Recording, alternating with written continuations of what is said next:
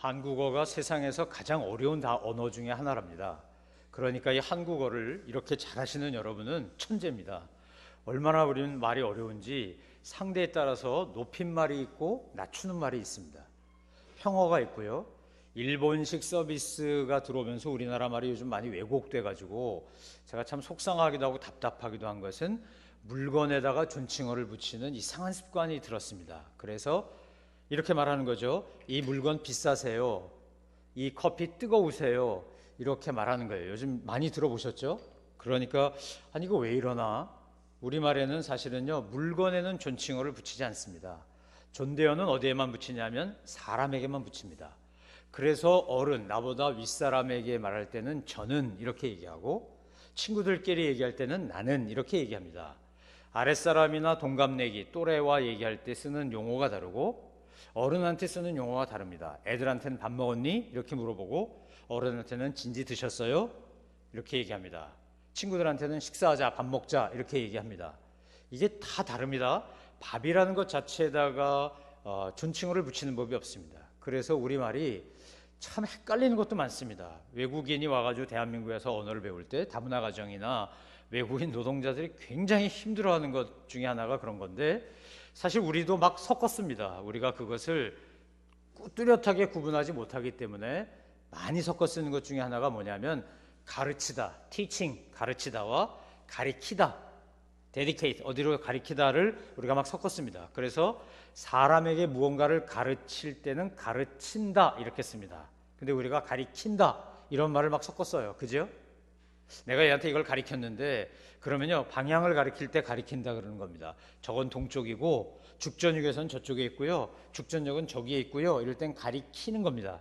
그런데 사람에게 뭐 레슨을 하든지 뭘 가르치는 것은 가르친다 합니다. 가리킨다와 가르친다를 섞어 쓰듯이 우리가 제일 많이 섞어 쓰는 것 중에 하나가 뭐냐면 쫓아가다와 쫓아가다입니다. 쫓아간다, 쫓아간다. 이게 참 발음도 어렵고 구분도 어렵습니다. 그런데 우리말 성경에 지금 오늘 본문에 보면 사도 바울이 내가 쫓아간다, 쫓아간다 이렇게 두 번이나 강조합니다. 쫓아가는 것과 쫓아가는 것의 차이는 뭘까? 쫓아가는 건요, 어떤 사람이 있습니다. 그 뒤를 막 쫓아가면 쫓아가는 겁니다. 도둑놈이 가는데 경찰이 막 쫓아갑니다. 앞에 가는 앞선 선수가 있는데 뒤에 선 선수가 따라가면서 막 쫓아갑니다. 앞차가 뒷차를 이리해서 어딘가를 인도해요. 그럼 우리는 쫓아간다 그럽니다. 그런데 상대방이 움직이지 않고 어느 곳에 딱 있습니다. 한 곳에 있고 목표가 있고 그 목표를 달성하기 위해서 달려갈 때는 쫓아간다 이렇게 말합니다. 아마 경상도 사람들한테 살 이거 구분하는 것처럼 어렵듯이 우리도 지금 굉장히 어려운 것 같습니다. 쫓아가는 것과 쫓아가는 것. 그러니까 우리가 어느 목표를 향해서 달려가는 것은 쫓아가는 겁니다. 근데 오늘 사도 바울이 오늘 본문에서 두 번이나 쫓아간다 그럽니다. 자, 한번 본문을 보겠습니다. 12절 보여주시겠습니까? 자, 다 같이 읽습니다. 시작. 나는 이미 얻었거나 이미 온전해진 것이 아닙니다. 나는 그것을 붙잡으려고 쫓아갑니다. 이는 나도 그리스도 예수께 붙잡혔기 때문입니다. 12절 말씀에서 사도 바울이 지금 뭐 한다 그럽니까? 쫓아간다 그럽니다. 쫓아간다고? 뭘 쫓아간다고요? 뭘 쫓아갑니까? 그것을 붙잡으려고. 온전히 이루지도 못했고 이미 얻은 것도 아니라는 거죠. 이미 얻었거나 이미 온전해지지 않았다 그래요. 그래서 나는 그것을 붙잡으려고 쫓아간다는 거예요. 우리 이교영 집사님의 취미 중에 하나가 마라톤 뛰시는 건데, 야, 저 연세도 저렇게 마라톤을 뛰다니 얼마나 부럽고, 정말 저는 상상할 수 없는 슈퍼맨 같은 내 눈에는 막. 그런데 마라톤 뛰시는 분들은 분명히 목표가 있습니다. 그죠? 고린 지점이 있어요. 100m 달리기를 해도 고린 지점이 있습니다. 그래서 우리는 그걸 강조해서 꼬린 이랬는데, 꼬린 해야 됩니다. 목표가 있잖아요. 그죠? 임용고사를 보건 수능을 보건, 우리 이제 시연이가 며칠 뒤면 이제 수능 봐야 됩니다. 그러면 목표가 있습니다. 내 시험을 성적을 이 정도 내야지. 그러고 그걸 향해서 내가 시간을 들이고 열심히 일하면서 공부하면서 쫓아가는 거죠. 그런데 오늘 바울이 우리에게 말하는, 성경이 우리 바울을 통해서 우리에게 말하는 건 딱 한 가지입니다. 이미 얻은 것도 아니고 이미 이룬 것도 아니고 이미 온전해진 것도 아닌 그것 붙잡으려고 바울이 달려간다는 거예요. 쫓아간다는 거예요. 찐박질한다는 거예요. 여러분, 그것이 무엇입니까? 오늘 빌립보서 전체에서 1장부터 4장까지 많이 길지도 않은 편지인데 이 빌립보 교회에 보내는 편지에서 끊임없이 바울이 강조한 것이 몇 가지 있는데 그 중에 하나가 기쁨이고 또 하나가 감사고 이런 겁니다. 그런데 이 모든 것들을 통틀어서 무엇을 이루려고, 무엇을 얻으려고 바울이 지금 이렇게 열심히 쫓아가냐? 따라해 보시겠습니까? 구원. 다시요. 구원. 뭘 얻으려고요? 구원이요. 뭘 붙잡으려고? 구원. 여러분, 우리가 하나님의 은혜로 말미암아 구원을 받습니다. 하나님의 은혜로 말미암아 하나님의 자녀가 됩니다. 이건 값없이 의롭다함을 받은 겁니다. 그런데 신기한 건 구원을 받았지만 내가 예수를 그리스도로 믿고 내가 예수를 그리스도로 고백하는 순간 마음으로 믿어 의에 이르고 입으로 신하여 구원에 이르는데 이게 아직 미완성형이라는 겁니다. 이미 이루었으나 아직 완성되지 않았어요. 이게 너무나 정말 미묘한 아주 복잡한 그런데 굉장히 단순한 원리입니다. 그래서 바울은 구원의 완성을 이루라 이렇게 계속 말합니다. 구원의 완성을 이루라. 응애 하고 아기가 태어났습니다. 어머니의 탯줄을 딱 끊으면 우리가 배꼽이 생기고 그리고 이 아이는 혼자 독립적으로 숨을 쉬기 시작합니다. 숨 쉬라고 날숨을 쉬라고 의사 선생님들이 애들을 거꾸로 잡고 옛날에는 엉덩이를 딱 때렸습니다. 그러면 애들이 혹시 태중에서 뭘 먹었더라도 그걸 탁 응애 하면서 내뱉으면서 불순물을 내뱉으면서 날숨을 쉬므로 이제 들숨을 쉬기 시작합니다. 숨이 들락거려야 되거든요. 들숨 날숨 이게 숨 쉬어야지 사는 거니까. 우리가 사람이 죽으면 숨을 거두셨습니다 이렇게 말하잖아요. 그죠?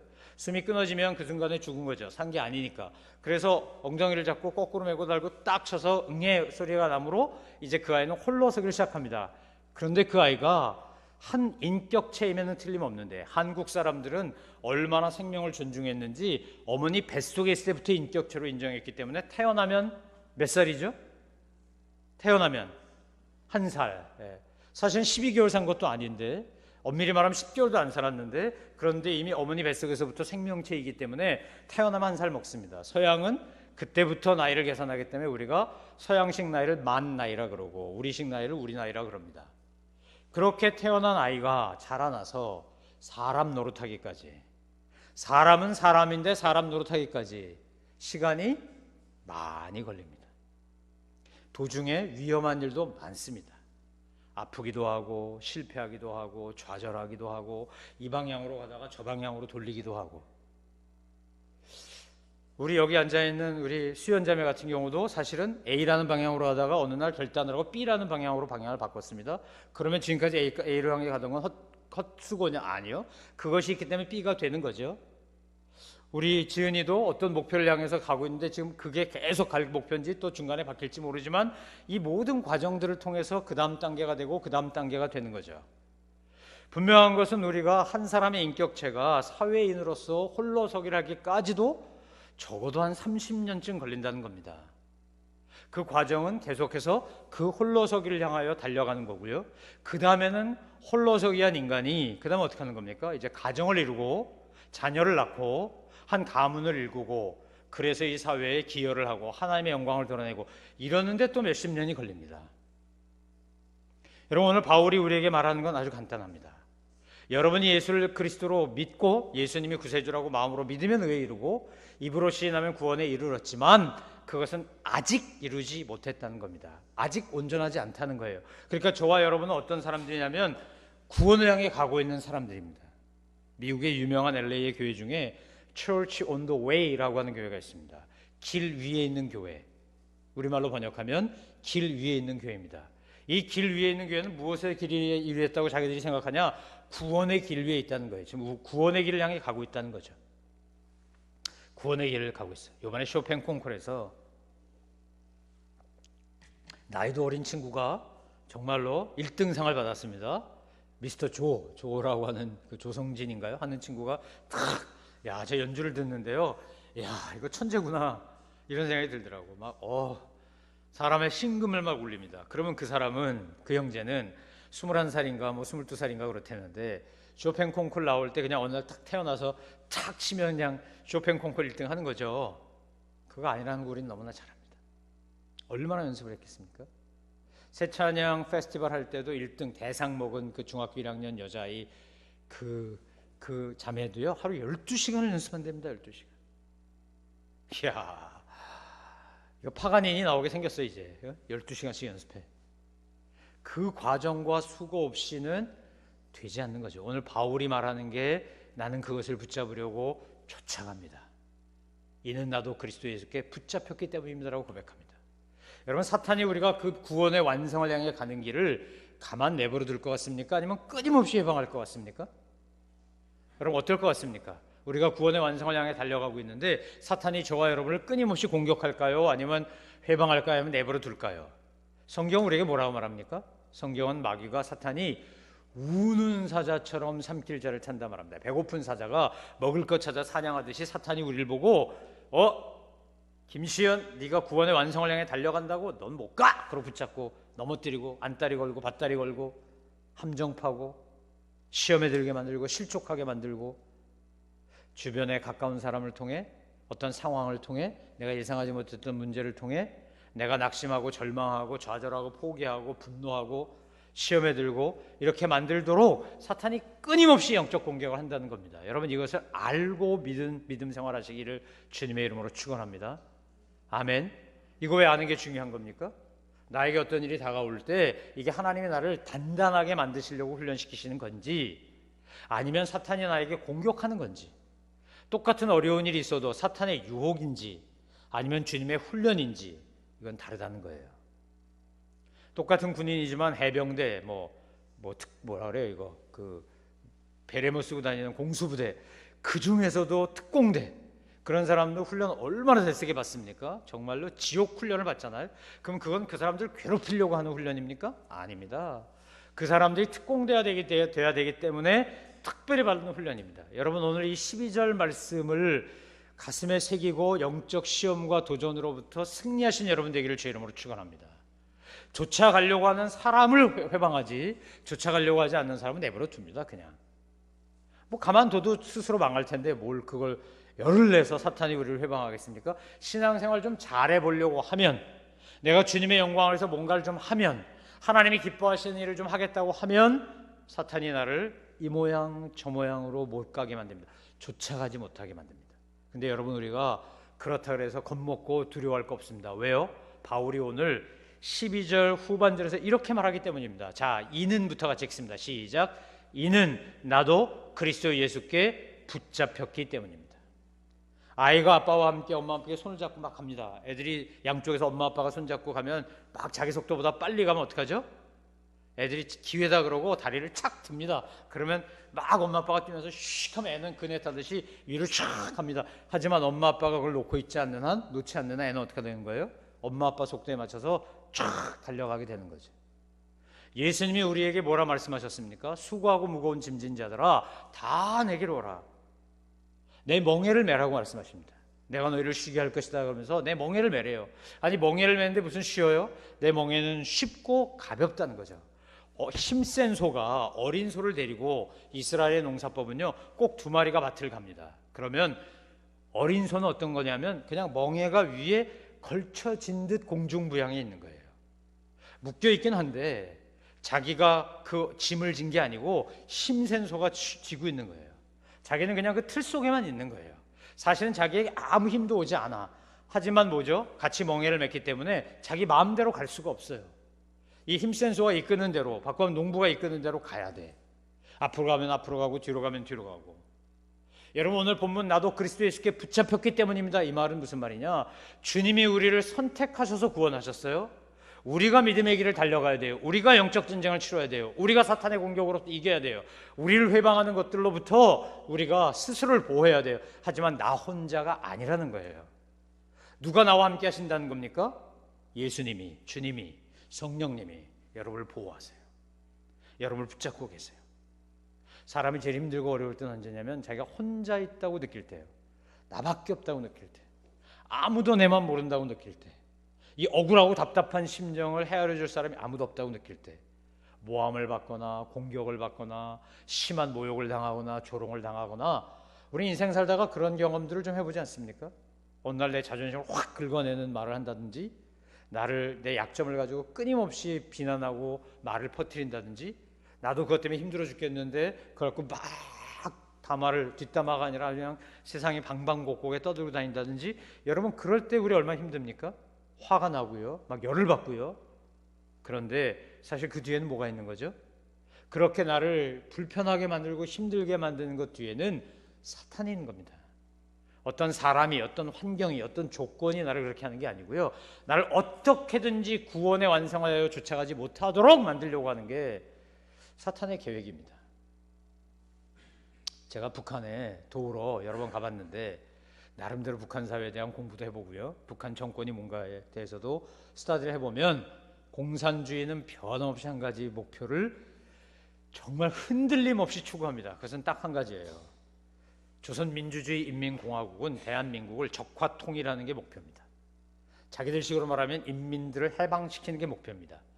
정권이 바뀌건 나라가 바뀌건 뭐가 됐건 변함이 없습니다.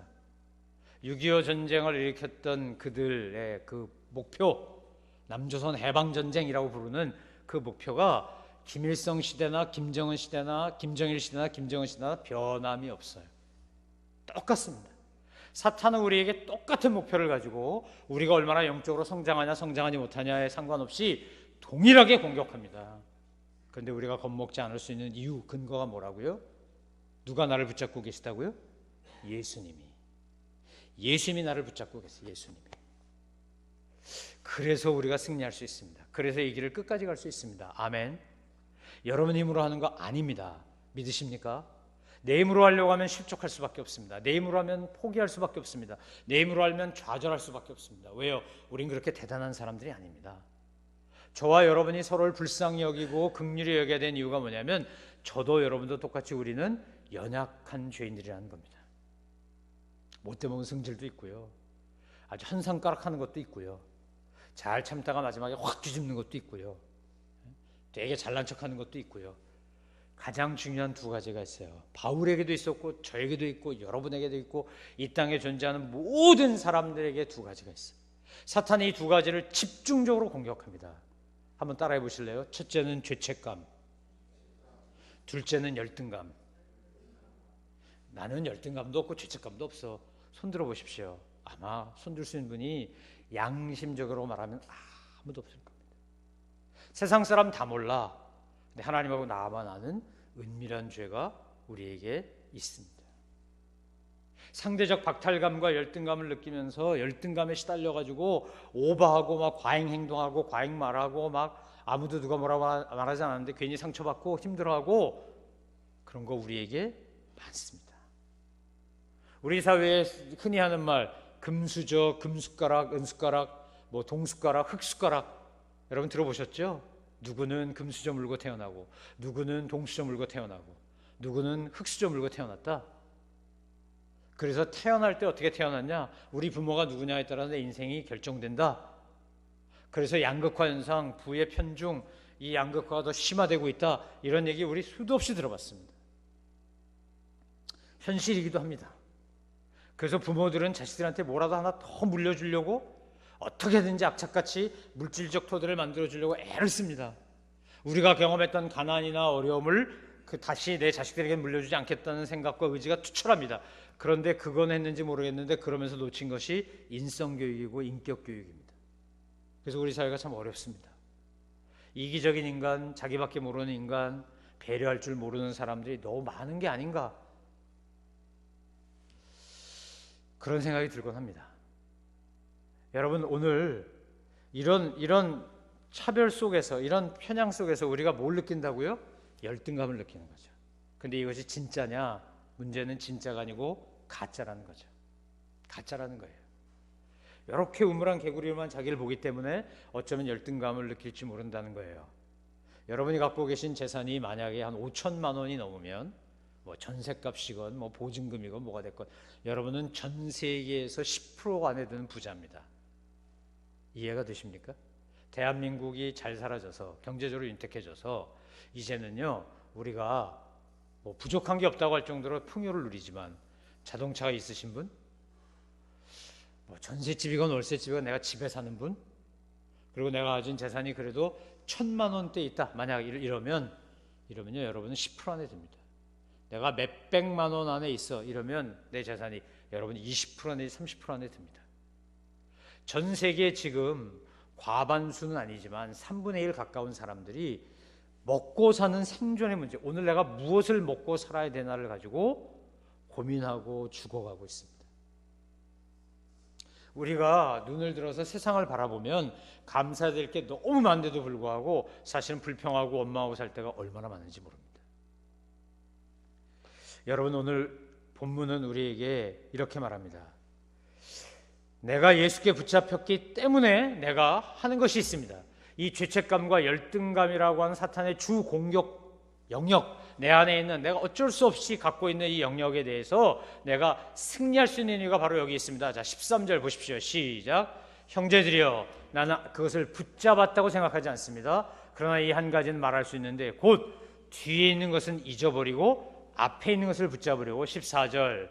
그리스도 예수 안에서 하나님께서 위에서 부르신 그 부르심의 상을 위해 푯대를 향하여서 쫓아갑니다. 여러분, 사도 바울에게 죄책감이 있었을까요? 없었을까요? 많았을 겁니다. 오늘 아침에는 침묵은 금이다 이렇게 하기로 결정하셨습니까? 좀 대답 좀 해보세요. 대답 좀. 벽에다 대고 제가 설교하는 것 같아. 자, 사도 바울은 죄책감이 많았을까요? 적었을까요? 많았습니다. 생각해 보세요. 스데반을 죽이는데 앞장섰어요. 여러분이요, 누구 사람 하나 때려잡아 죽이는데, 그 돌로 쳐 죽이는데, 돌로 쳐 죽이자 이것도 아니고 돌로 쳐 죽이는데 내가 증인이야, 이 피값에 대해 내가 책임질게, 그런 의미로 옷을 잡는 거거든요. 그리고 앞에서 사람이 죽어가는 걸 보고요, 나쁜 놈 잘 죽는다 막 살기 등등 해가지고, 그리고 이런 나쁜 놈들을 다 잡아다가 다 감옥에 갖다 집어넣어야 돼 이러고 그러던 바울이 다메섹 가다가 예수님 만나고 변화되고 난 다음에 얼마나 본인한테 그것이 힘들었겠습니까? 여러분, 제대로 된 양심을 가진 사람은요, 내가 불법을 저지른 게 아니라 할지라도, 내가 무언가 잘못한 게 아니라 할지라도, 내가 무심코 한 것이라 할지라도, 내가 깊이 생각 못하고 한 거라 할지라도, 어떤 사람이 그것 때문에 상처받고 힘들어한다 그러면 괴롭습니다. 내가 생각이 짧았구나, 내가 헤아림이 부족했구나, 내가 조금 더 진지하게 다른 사람을 배려했다면 그러지 말았을 것을 내 생각만 했구나, 내가 참 얕았구나, 내가 참 터무니없이 내가 생각해도 기가 막히게 철딱서니가 없었구나, 그래서 누군가가 나 때문에 아프구나, 누군가가 나 때문에 상처를 받는구나, 누군가가 나 때문에 괴로워하는구나, 얼마나 미안합니까? 이게 정상인 겁니다. 이게 정상인 거죠.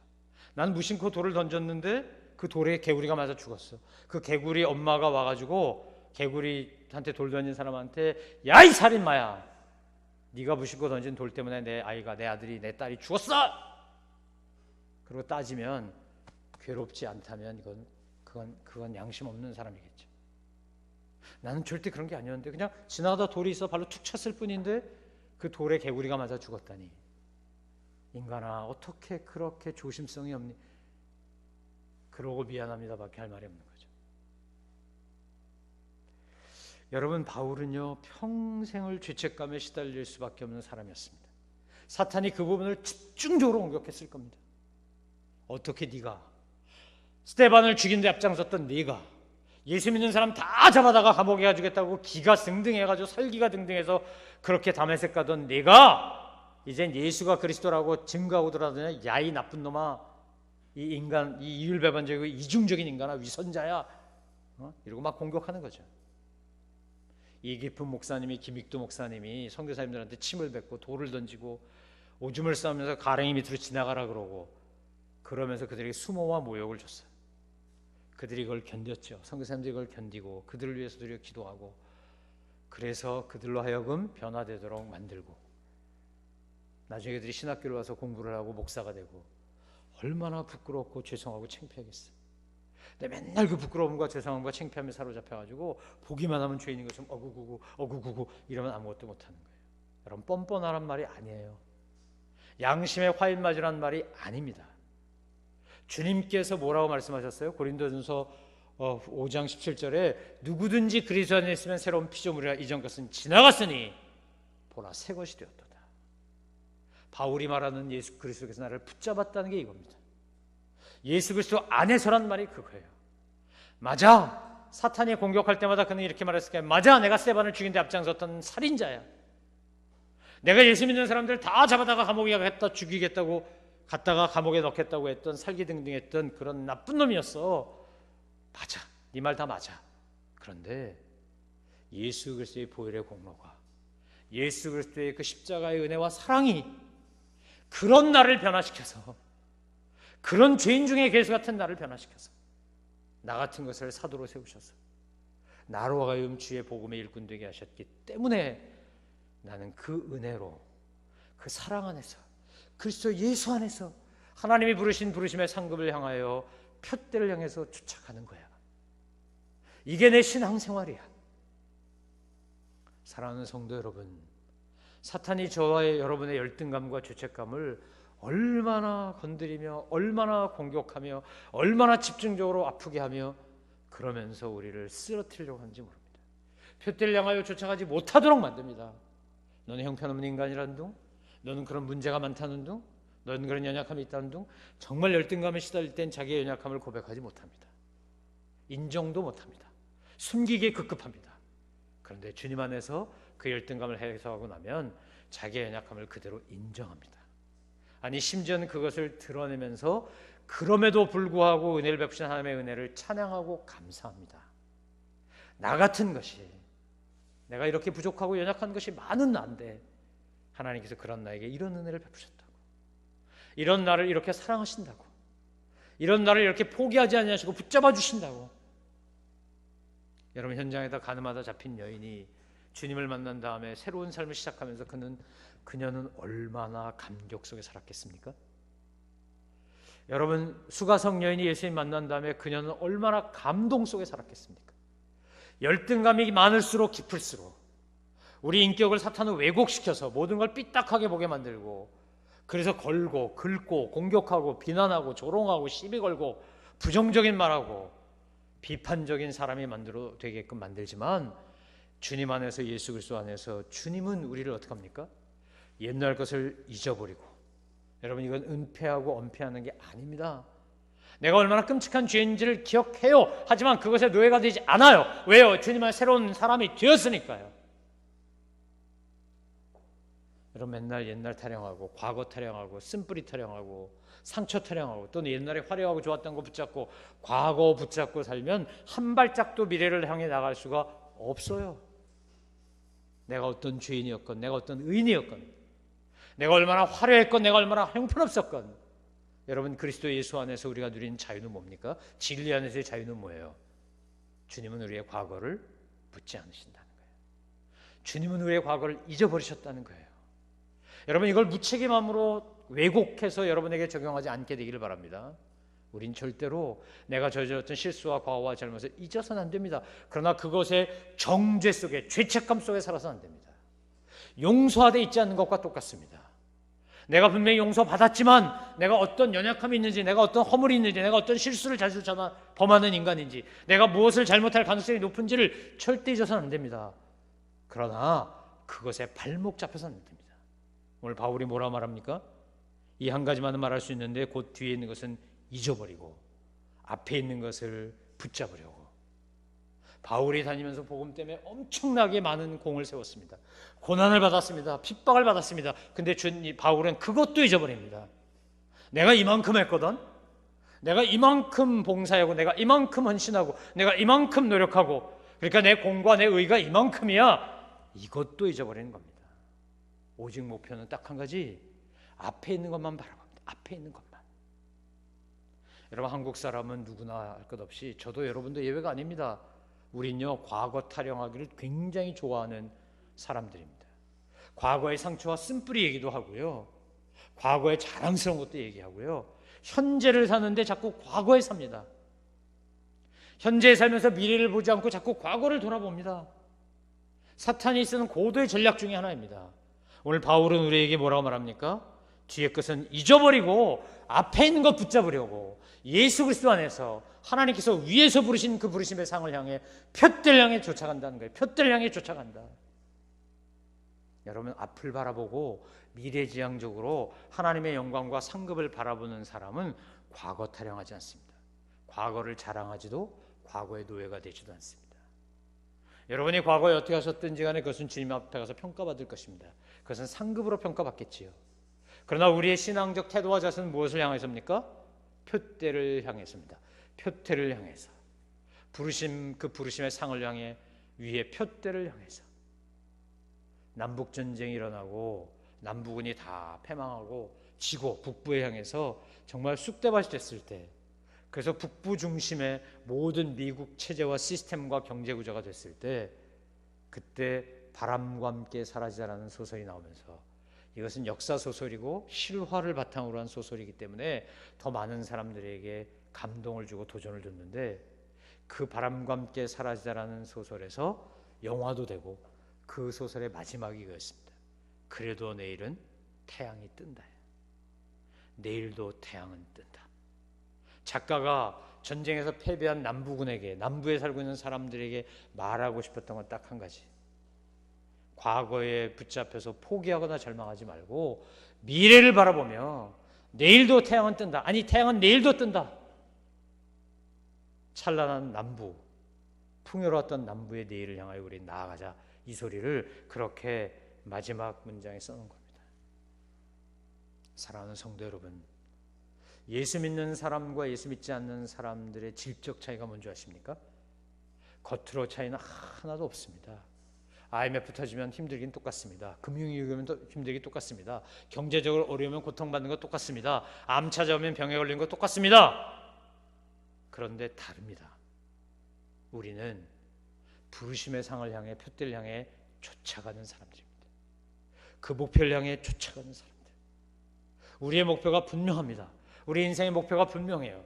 여러분이 지금 무엇을 향해 달려가고 무엇을 향해 걸어가고 무엇을 향해 가고 있는지 모르겠지만, 그 목표를 향해 갈 때 하나님이 그 과정 속에 부으신 은혜와 그 목표에 도달했을 때 부어주실 상급은 우리를 흥분하게 만들고 우리를 살아있게 만들고 우리를 깨어있게 만듭니다.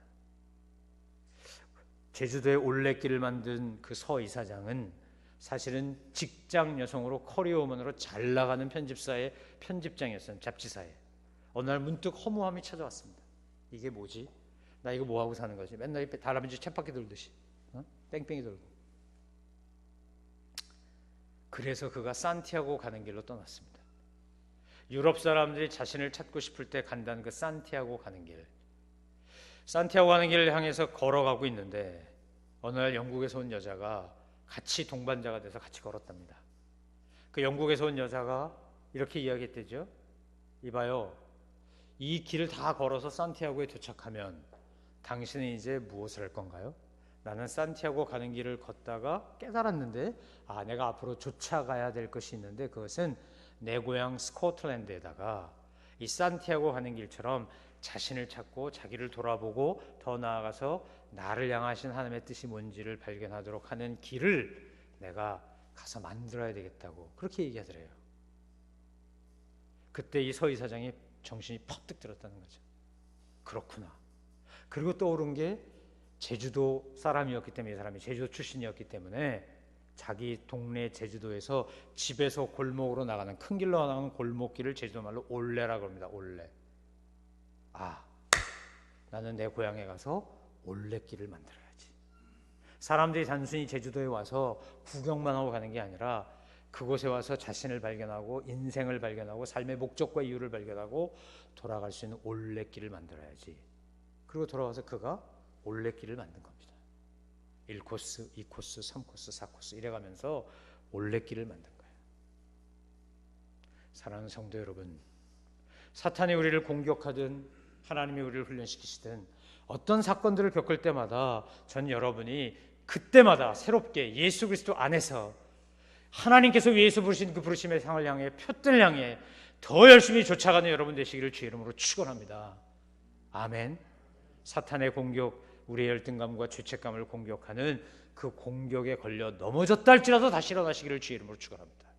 뒤를 돌아보시지 말고 뒤에 것을 잊어버리고 앞에 것을 향해서, 내가 어떤 잘못과 허물이 있다 할지라도, 내가 어떤 업적과 자랑거리가 있다 할지라도 그거 다 잊어버리고 가난하고 겸손한 마음으로 부르심의 상급을 향해 우리가 일어나 쫓아갈 때 주님은 우리를 붙잡고 계시기 때문에, 우리를 결코 포기하지 않으시기 때문에 그 주님의 사랑으로 우리를 일으켜 세우시고 마침내 거룩한 그 목표에, 그 표대에 그 상급에 도달하게 만드실 것입니다. 이 은혜가 저와 여러분의 삶에 넘쳐나기를 주의 이름으로 축원합니다.